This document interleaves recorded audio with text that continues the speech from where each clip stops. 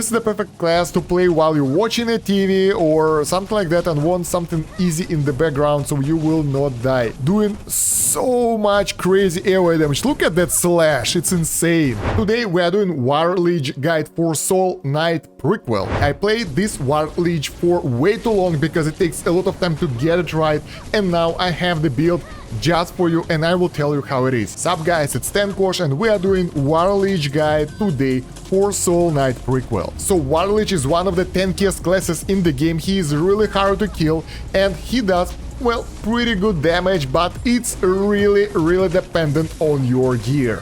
You need to get really good high tier leveled up gear in order for him to be useful, otherwise he will just die too much or won't be able to do enough damage to take out enemies, and that will be a horrible grind. So what do we have for the Warliege? Let's start with stats. You would like to focus heavily on strength.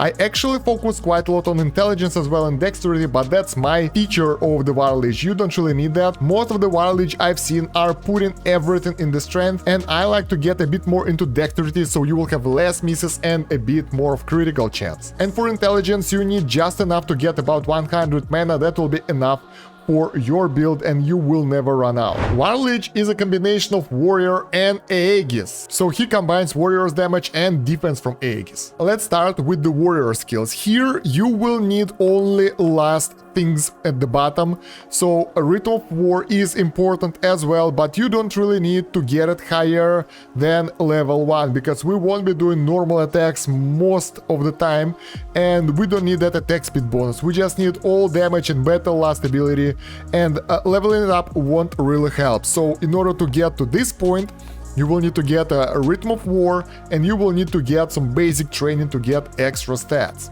When you are just leveling up, you can upgrade some of the Blitz and Wind Rain Slash in order to move on the battlefield faster, but it still will be not that high and later on you will have to get rid of that. First thing we want to take is Aggression Aura and we want to max it out because it gives us movement speed, which we really need, and regular damage. Then Resistance Conditioning is actually pretty necessary for this class because we are going melee with the enemies and we need as much resistance for all the elements as we can get, otherwise we will be killed pretty fast. And then we get the main thing, the Whirlwind Slash, and when you can open it, when you can upgrade it, this is the first thing that you would like to max out.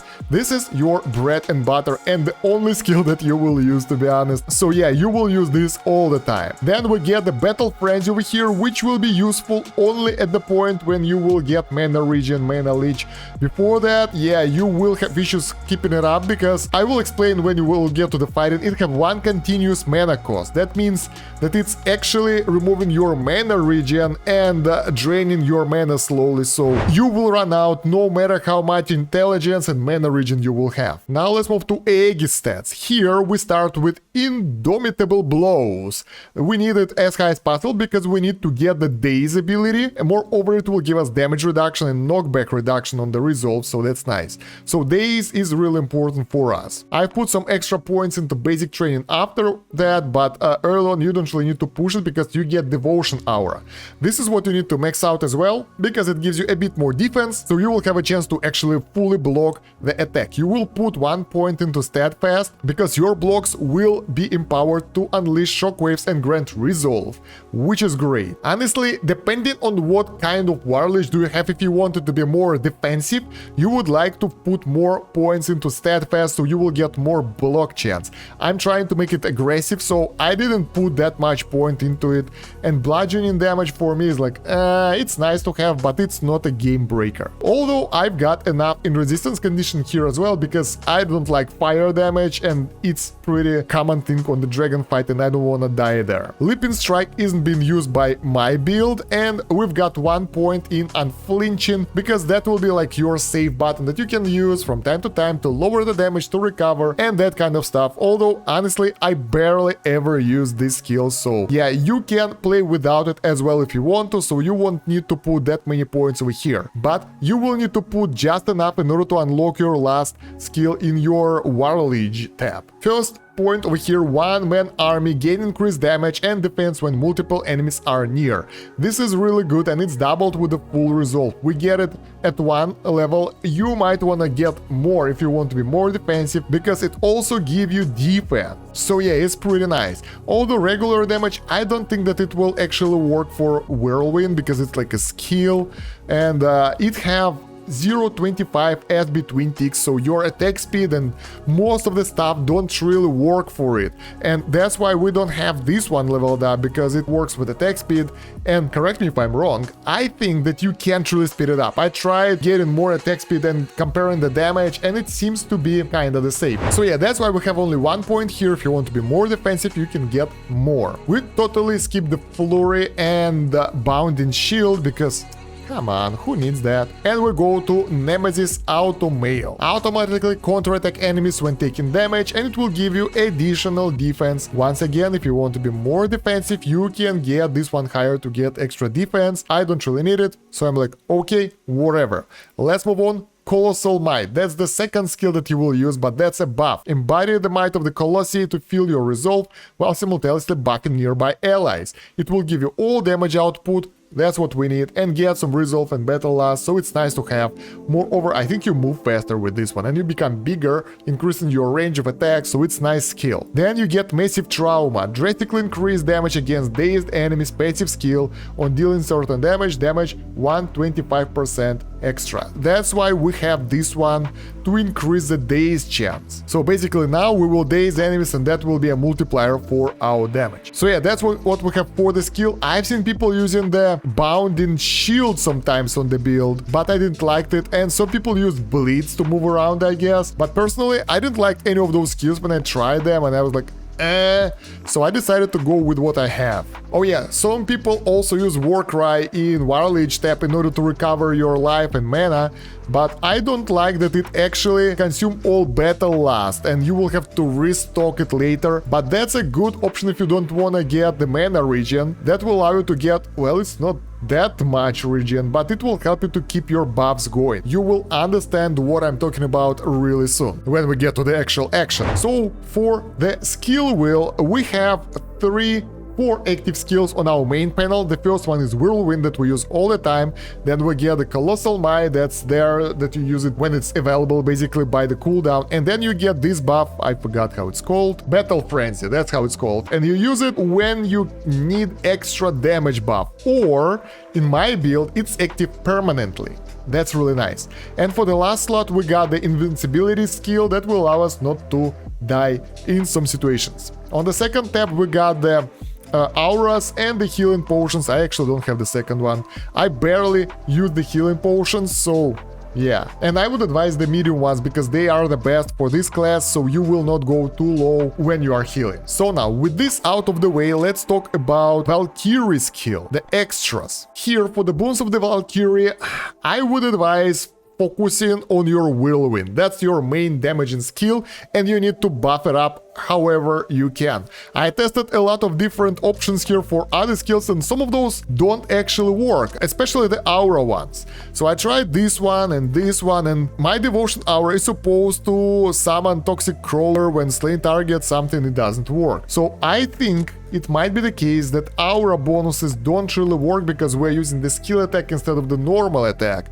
So it might not be the best option. So I myself trying to get myself the Whirlwind bonuses, but I keep the Colossal Might bonus over here that will give me extra lightning damage. It's really nice, and it looks good, and it gets a little bit more DPS. So yeah, here my best tip for you would be going for this, or maybe for this, because this one is active all the time, you don't need it, and you don't really use any other skills than Whirlwind. So it's a really hard option to pick something good here, but that's what I decided to stop with. Now let's talk about the very important aspect of this class, the gear and fate bounds. They are extremely important, and if you will get the wrong ones, you will be either killed, or you will run out of mana, or you will do very low damage. I will demonstrate how it works without the fate bounds when we'll go to the fighting, and how it works with them. So as you can see, guys, I'm running the blue gear here. Why? If gear is so important for this class? Well, actually I need to upgrade it to the higher level, but because I really want to get some things straight for this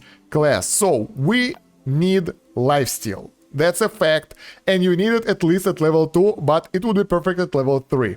That's a must for this class. Without it, it will die and you will run out of potions. And yeah, don't go anywhere without the lifesteal 2 pieces. That's important. Early on you might be okay without that, but as you plow deeper into the game and into the harder missions, you will feel that. Then the set that I managed to get is Black Arknight. If you need the guide on how to get the Black Arknight pieces, there is a guide on the hidden bosses and gear from me, and that's where you get it. Probably you know already. And I'm trying to get the mana steal and life steal on those additional perks, additional fate bounds, so I will not be dependent on other pieces right now. So yeah, 2 pieces is already good enough because it gives you chance to do bleeding when you deal slashing damage, and that's what our whirlwind does. So yeah, it will increase chance to bleed the enemies. Higher the better, but you're okay with 2 pieces as well.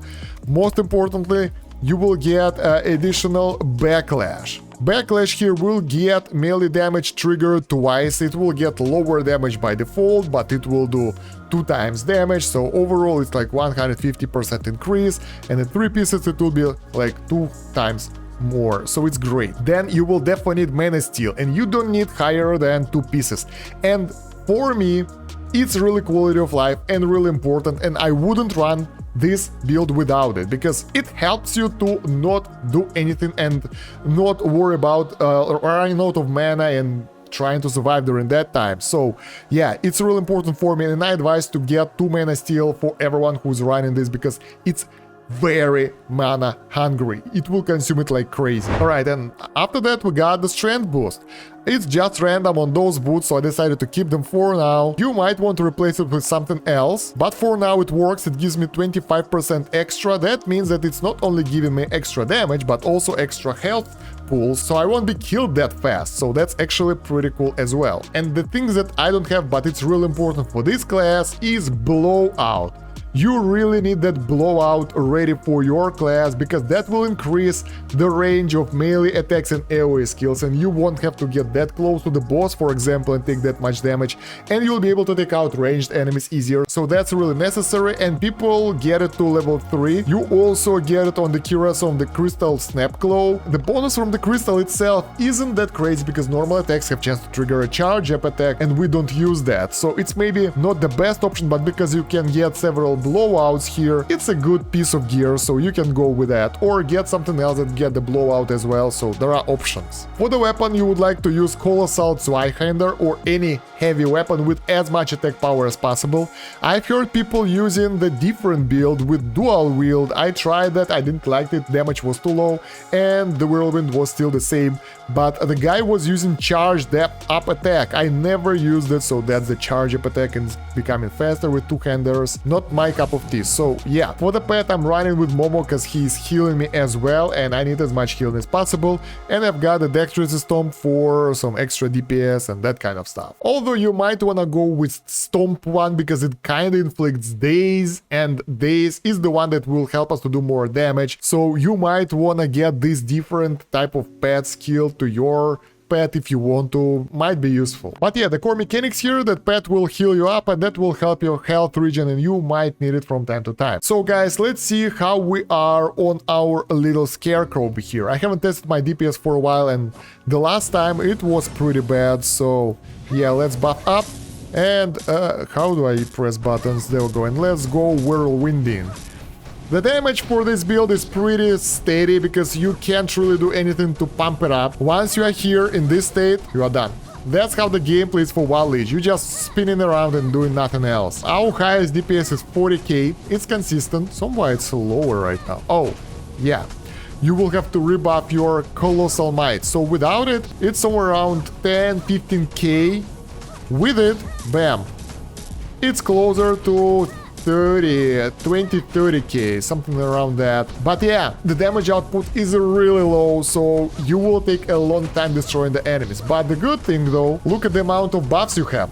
It's insane. Moreover, you will always recover your health and mana, and you don't have to worry about that ever. And look at that movement speed, guys. It's really nice, right? So let's go in the map and try to fight someone and see how it is. I will go for the Scorching Volcano for the dragon. I hate this boss the most, so you will see how it is over there. So what I mean that right now, with my current build, with the pretty good weapon and pretty good gear. I'm just plowing through the enemies, no problem. They are dying not as fast as I want them to. I would like them to be one-shotted, to be honest, but it takes time. But you can safely move around.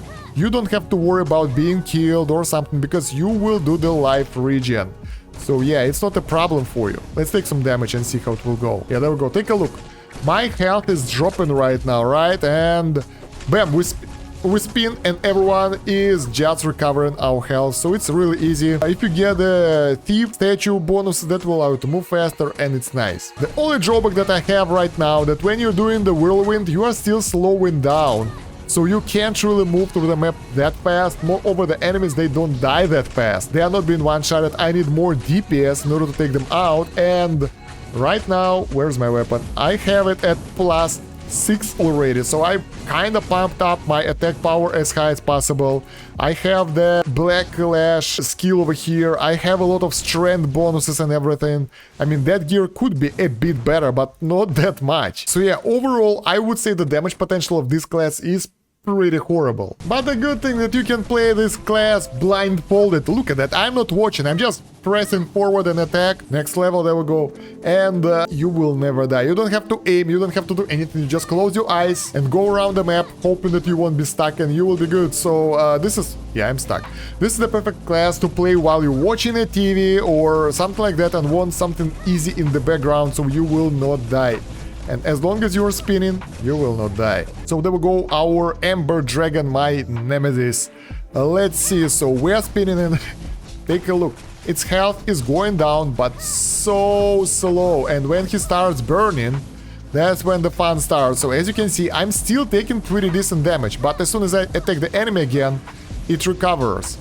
And you really would like to... if you would like to learn the boss mechanics, this is the class for it, because of this class, I learned how the bosses work, how you need to avoid their damage and everything. Right now, I don't need that, because I can just spin and he's, how are those things called? Volcanic rocks. They will recover my health and mana as well. But yeah, we were talking for so long and the dragon isn't really dying that fast. It's very strong, but the good thing that it's not killing me either. Let's go and rage stage, so now it should decimate me, right? I will just spin and stay on the same place. No need to do anything else, just stay here, it will come. The bad thing, if you're playing on the mobile, if you just hold in the attack button, when the dragon will stun you or anyone will stun you, your spin will stop and you might not get it and then take damage and die. That happened to me several times. I was like, what the hell? So instead of just pressing the button, you would like to click it repeatedly. That way, if you are distracted and being stunned, right after the stun is over, you will start your spinning straight away. So yeah, we don't really need to move anywhere, avoid anything, we're good, we just spin. And just in case if like we are getting low on health, bam, we pop our invincibility and we take like 0 damage, and we can use that time to recover our health from whatever we can hit with our life leech and mana leech. Or maybe switch back and get the healing potion. So there we go, the dragon is down. That was really easy, right? And now let's remove our life leech and everything. And maybe replace a weapon with something lower tier. That will be really fun. So I have this +2 weapon, which is still pretty strong, but not as strong as this one. I'll keep it here because I will need it. And I wanna get rid of this helmet so I won't get those bonuses. Let's get this helmet, whatever, it's still pretty good. Oh, no, it's not. Snap gel. So we will actually take a look at the blowout, how it works. But we will not have lifesteal this time, and we will not have mana regen, so you will see how different it will be. So there we go, let's go fight, I don't know, the final boss maybe? So yeah, here is our character. So we're using the auras again, we are going in with the skill and spinning around again, and take a look how much time it takes to defeat the normal enemies. We are still the same character, we just switched out the skills. And take a look, my mana is diminishing, but now we have the mana regen, but as soon as we will use that special skill, the mana will not recover anymore. So now this skill over here, this one, it's just draining my mana, even if I won't do anything, even if I won't attack, it will still be draining, and I won't be able to do anything to recover it unless I will turn off the skill. And if I turn it off, I will lose my stacks of all damage bonus, and it's really sad because it gives a lot of damage and skill itself is giving pretty decent damage boost. So either you are weaker or you have the mana regen, guys. Because right now with this skill it's pretty good, right? Yeah, look at that, we don't have mana anymore, so we have to manually attack enemies. God damn it, how nice is that? And yeah, if you have no mana, it will take some time to recover it as well, and even your Whirlwind might not be available for you when you need it. So yeah, once again, using this skill, mana doesn't recover. Using whatever we use, it will just go down from this point. That's why mana regen is pretty much essential for this class. But we got triple blowout right now. Take a look at the range of our character even when he's not the giant. When it's giant, it's kinda doing so much crazy AoE damage. Look at that slash, it's insane. So yeah, you will hit enemies so far away from yourself that it will be really crazy. That's why you want to get blowout on your main build anyway. And yeah guys, now fighting the elite enemy feels like fighting the boss, which is not nice. So yes, without the proper setup, your damage will be so low that leveling will be very slow. It took me forever to level her to level 50. And I needed really good gear in order to properly utilize all the aspects of the skill and the skills of the class. And I don't think it's right. Of course, you can micromanage that skill, turn it on and off. That way you will use normal attacks to keep up that bonus for the damage, and just like that you can keep your mana regenerating while you're not having it for the full fight or boss or anything, but it's so annoying and I don't want that. So I just put some minor leech on myself and that was enough to keep everything going non-stop, and I think this is way better option. So now we are going to the boss, and that it might show you why we need the life regen as well. So Void Valkyrie can do pretty decent damage, look at that. It did crazy damage to me, and oh no, I'm dead. Why? Because I have no life regen. I'm in life leech. So now let's wait for it to do its mambo jumbo, and meanwhile we will equip our old stuff. And where is our ring? Here, there we go. And we are still taking damage, right? But not anymore. Now poor Void Valkyrie can't do anything to us, so we can just stay here and we will regenerate all his damage. Whatever he throws at us we can handle, and even if we can't handle, we can use that invincibility thingy on the right. Oh, I didn't have the auras up as well. Wait. Boop, boop. Auras are up now, that's way better, right? So yeah, even if he does some decent damage to us that we want to recover, we can go and kill his tentacles that will heal us and recover the mana. So yeah, that's why I say it's pretty essential to get both life and mana leech for this class, because it will allow us to be so more versatile, don't die, less fragile and everything. And look at that. Oh yeah, that's what I was talking about. You gotta press it repeatedly. I can survive its straight ultimate attack on the... Oh, it's too far away. Need the blowout. That's why I need the blowout. Yeah, I can survive all that with all those debuffs on me and still be good. Just gotta press this button all the time, and there we go.